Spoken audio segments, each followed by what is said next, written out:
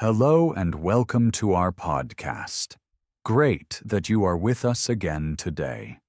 Hi from me as well. In this podcast, you learn English with real daily conversations. I'm Mike. And I'm Jessica. Today we talk about feelings. Feelings are always there, but talking about them is not easy. Oh yes, especially in another language, this is often hard. That's why we show you today how to talk about your feelings in English, so others really understand how you feel. We give you easy words, useful phrases, and practical tips. This way you can talk with friends, family, or others about your feelings. And I want to be honest right away. Talking about feelings in English can be really hard. Really? Why exactly? I have an American girlfriend. At first, my English was okay for daily life. I could talk about work, plans, or food. But when it came to feelings, it got difficult. What was difficult? In some moments, I knew exactly what I felt, but not how to say it in English. For example, when I was sad or unsure, or when something bothered me and I didn't want to sound hurtful. I can imagine that well. Then the right words suddenly vanish. Exactly. And this is a very common problem. You feel something clearly, but the words are missing. And then you either say nothing or say something that just doesn't fit. Exactly. And that's why we are making this episode. So this doesn't happen to you. Today, we give you the words and phrases I once wished for. So words that let you express feelings simply and honestly. Mike, which words can our viewers use to describe their feelings? Mike, which words can our viewers use to describe their feelings? Very good question. We should start with simple and common words. Words you can use every day. So, not too complicated. Exactly. For example, the word happy. Happy means you feel good and you are pleased. Like when you have a nice day or get good news. Right. When was the last time you were really happy? Actually, today. And that surprises me a bit because it was no special day. I find that exciting. What made you happy today? My normal daily routine. It gives me structure and calm, and that makes me happy. Can you explain that a bit? Yes. For example, my morning. I don't get up in a hurry. I drink my coffee calmly and don't check my phone right away. That makes me happy because my mind stays calm. So, no stress right after waking up?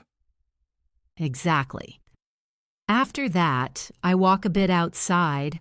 I walk slowly and listen to music or simply the sounds around me. That makes me happy because I feel free. That sounds like a good start to the day. Yes, and when I work or study, I don't do everything at once. I focus on one thing. That makes me happy because I don't feel overwhelmed. The word overwhelmed fits well here. Yes. Earlier, I wanted to do everything at once and got stressed quickly. Now I plan my day simpler, and that makes me happier. And what does the rest of your day look like? At lunch, I eat something small and step outside. Fresh air always makes me happy, even if it's only 10 minutes. Those are many little things. Exactly. In the afternoon, I take small breaks on purpose. When I feel tired, I stand up or drink tea. That makes me happy because I listen to my body. That is an important point. Many people don't listen to themselves. In the evening, I do something that is fun for me. I read, call a friend, or watch a show. That makes me happy because I can switch off. That is a very good example to show how you can describe happiness in English. You did not only say, "I am happy," but also explained why. This is exactly what matters when you learn English. Being happy can have many meanings. You can be happy because you feel calm, because you have time, or because you feel comfortable. When you learn to describe such small situations, you automatically learn more English. You use simple words and connect them with your daily life. This way, the language becomes lively and personal.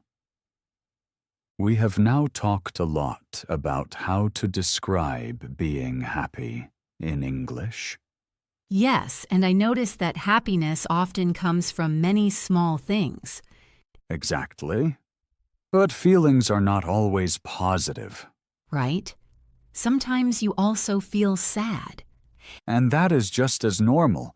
Being sad is part of life. But talking about it is often even harder. Especially in another language. Many people do not know how to say they are sad in English. Or they only say, I don't feel well. Exactly. That is not wrong, but you can say it more precisely. Sad means, for example, that you miss something or that things did not go as you wanted. Or that you feel alone or disappointed. And you may express these feelings too. In English, you can say, for example, I am sad. Or, I don't feel good right now. Before we move on to the next feeling, we want to share something with you. If you are listening now, think for a moment. What feeling have you had today? Maybe you were happy, maybe tired, or maybe a bit stressed. If you like, write it in the comments. This is a good exercise to name feelings in English. And it helps you use the words actively. If you like this episode, or if it helps your English, please give it a like. That way we see which topics are interesting for you. And if you subscribe to the podcast, you won't miss a new episode. We also want to know what else interests you. Which topics should we discuss next? Feelings, daily situations, or maybe talks at work. Write your ideas in the comments, please. We will read them and use them for future episodes. So, Jessica, how do you feel at this moment? Right now I feel focused and a bit curious. Curious is a good feeling. And why are you curious? I'm curious because I want to learn many new words today. Very good. I feel motivated today. Motivated is a positive feeling. I like positive feelings. Which other positive feelings do you know? For example, cheerful, happy, or excited. Very good. Can you say a sentence with happy? Yes, I am happy when I meet my friends. Perfect. I am happy when I have good food. Me too. Food has a lot to do with feelings. True. And how about proud? I am proud of my sister. She plays guitar very well. That is nice. I am proud of my English class. You can be too. Now we talk about harder feelings. Yes, negative feelings are important too. We already know sad. I am sad when my vacation ends. Oh yes, I know that too. And then there is angry. Angry. When are you angry? I am angry when someone is late. And you? I am angry when my internet is very slow. That is really frustrating. Frustrated is also a feeling. Right? I am frustrated when I don't understand something. I am frustrated when I cannot solve a puzzle. That is a good example. And how do you feel before a test? Before a test, I am always very nervous. Nervous is typical. My heart then beats fast and I cannot sit still. Then you are restless. Exactly. Restless. That happens to many people. Let's talk about surprises, Surprised. I am surprised when I meet an old friend. or when the weather changes suddenly. Oh, yes, this morning the sun was shining and now it is raining. First I was very surprised and now I am a bit disappointed. Disappointed? Why are you disappointed? I wanted to walk tonight, but with this weather, maybe not. I understand that well. Sometimes we must change our plans. Yes, and then I am sometimes bored too. Bored is a common feeling.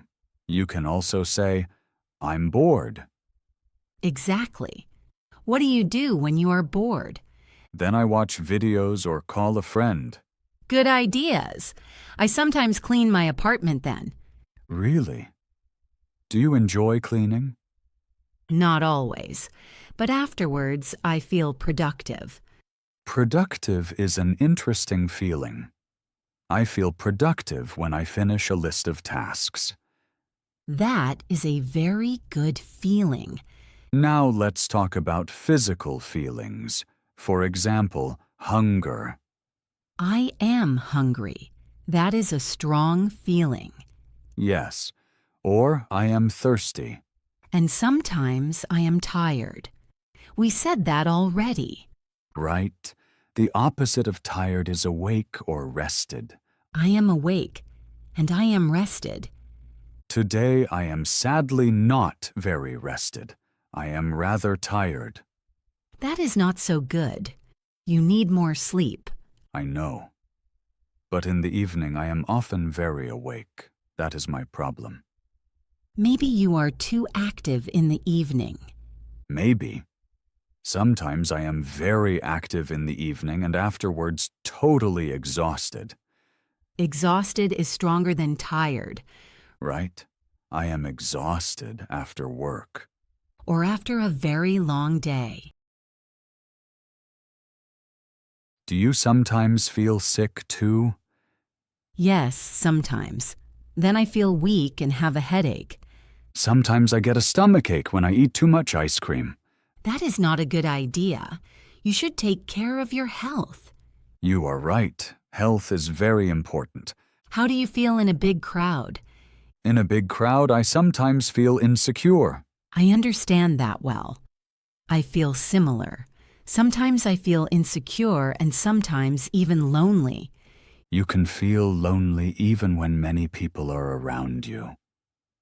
Yes, that might sound strange, but it is completely normal. Exactly. It is nothing strange. In such moments, it often helps to talk with someone. Yes, that might sound strange, but it is completely normal. Exactly. It is nothing strange. In such moments, it often helps to talk with someone. I learned that too. In my family, there was someone who was not doing well mentally. Really? Yes, this person was often very sad or very tired, even without a clear reason. That can be hard for the person and for the family. Yes, that is true. At first, we did not really understand it. And later? Later, we realized that mental health is just as important as physical health. That is a very important point. This person was not weak. They simply needed support. Exactly. When someone is not well mentally, it is not a fault. And talking about it often helps a little. Yes. Saying feelings out loud can bring relief. For example, saying, I am not doing well right now, or I often feel sad or empty. These sentences are simple but very important. And you do not have to explain everything. No. Sometimes it is enough to honestly say how you feel. And listening to someone is also very important. Absolutely. Listening can help a lot. I think it is good that we also talk about such feelings. Yes. They are just as much a part of life. And it is good to know that you are not alone with them. Exactly. Feelings, even heavy feelings, are allowed and can be spoken. Yes, that really helps. And how do you feel when you are alone? Most of the time, I feel comfortable. I feel comfortable when I have time for myself. That is nice. I also often feel comfortable when I'm alone, but sometimes I still feel lonely. Yes, that happens. Then I think of my friends or contact them. That is a good idea. Now let's talk about love. Love is a very strong feeling. Yes, I am in love. Being in love is a wonderful feeling. You feel light and happy. Absolutely. And what is the opposite of that? For example, when you are very sad, you can say, "My heart is broken." That sounds very strong, but it is true. Are you afraid of something? Yes, I am afraid of big dogs. Really? I am afraid of tall buildings. I get dizzy then. I also get dizzy when I climb a tall tower. Me too. I always hold on then. Good idea. How do you feel when you start something new? When I start something new, I am often excited and scared at the same time. That is a mix of feelings. Exactly. Feelings are rarely simple. That is true. Sometimes we feel two things at once. For example, I am happy to have vacation, but I miss my coworkers. Yes, that is a good example. And are you missing someone now? I miss my family. They live far away. I am sorry. That can be sad. Yes, but we call often. After that, I feel cheerful again. How do you feel when you help other people? Then I feel useful and content. Content is a calm, good feeling. I am content after a quiet day. And I am content when I can help a friend. Are you a patient person? Sometimes yes, sometimes no. In the supermarket line, I am often impatient. Me too. Waiting is hard for me.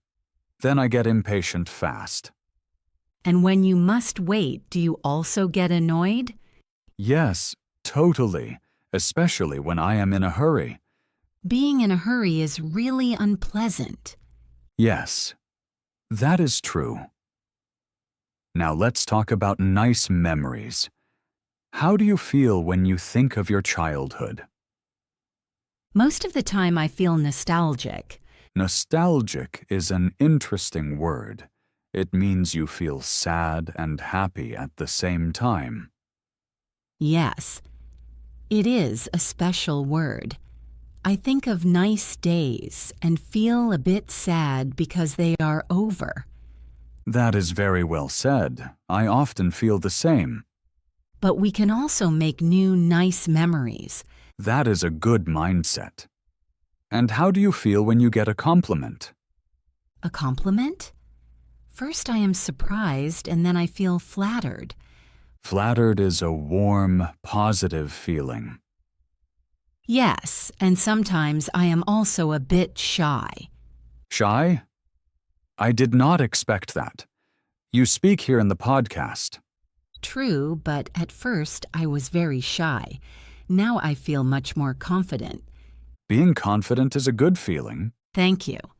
And how about you? Do you feel self-confident? In some situations, yes. In others, not. That is the same for many people. How do you feel when you make a mistake? First, I feel ashamed or shocked. That is a heavy feeling. But everyone makes mistakes. Exactly. Then I try to fix the mistake. And after that, you feel relieved. Yes. Being relieved is a very good feeling. Do you sometimes feel jealous? Yes, sometimes. For example, when a friend achieves something great and I don't. That is normal. I am also sometimes envious. Jealous and envious are very similar. Yes. But then I remind myself that I also have many good things in my life. That is a good strategy. Then I feel more content again. And how do you feel when the weather is bad for a long time?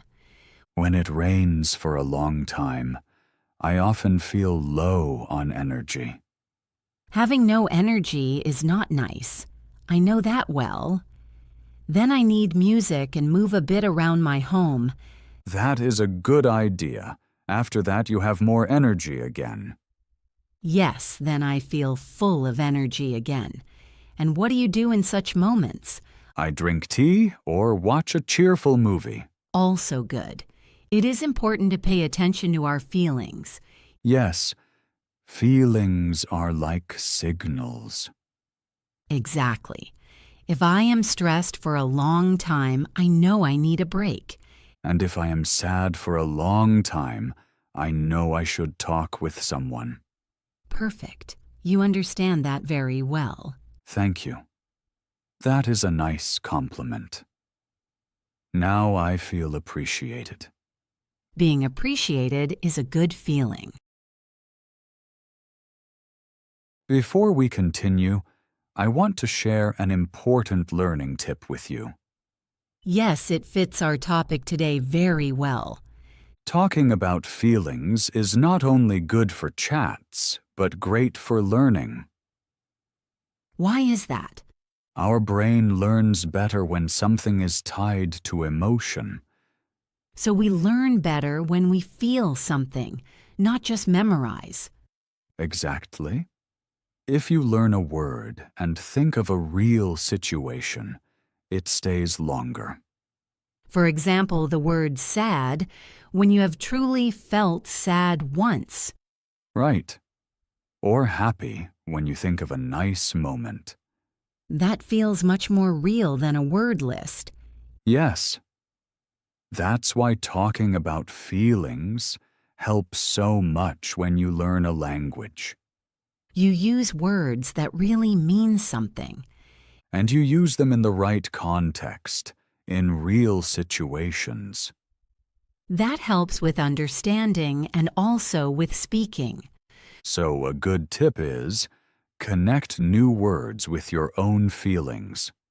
For example, ask yourself, when was I last happy? Or, when was I tired, stressed, or calm? Then you can say a simple sentence in English. For example, I am tired today. Or, I feel calm right now. No one has to hear it. You can also say it just to yourself. Exactly. What matters is that you connect English with your life. Then learning does not feel dry. And you notice, English helps you express yourself. That motivates many learners more than grammar rules.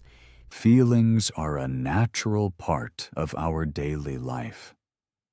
And that is why they are a very good key to learning. If you often think or talk about your feelings in English, your English will improve automatically. Step by step and without pressure. Exactly. That is one of the best ways to really learn a language. And honestly, I now feel a bit exhausted after so many words. Me too. It was a long talk, but a very good one. Today we talked about many different feelings. About positive feelings like happy or content. About negative feelings like sad or stressed. And also about more complex feelings that are not always easy to explain. For example, social feelings like jealousy or loneliness. Or physical feelings like hunger, tiredness, or exhaustion. I think our listeners now have a good base. Yes, they can name their feelings better now. And that is important not only for English, but also for life. If you can say how you are, others understand you better.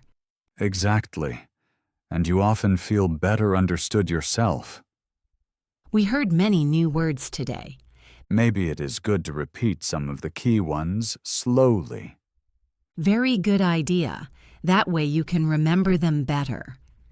Our first word is content. Content is a calm, pleasant feeling. It is not as strong as happy, but very positive. For example, after a quiet day, I am content. Or, I am content when I finish my tasks. The next word is stressed.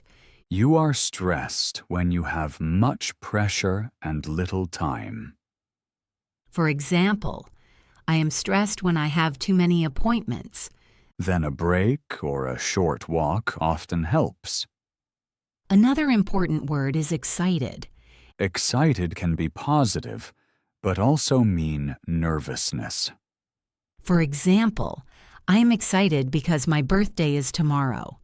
Or, I am excited before a test. Now a very simple but important word, full.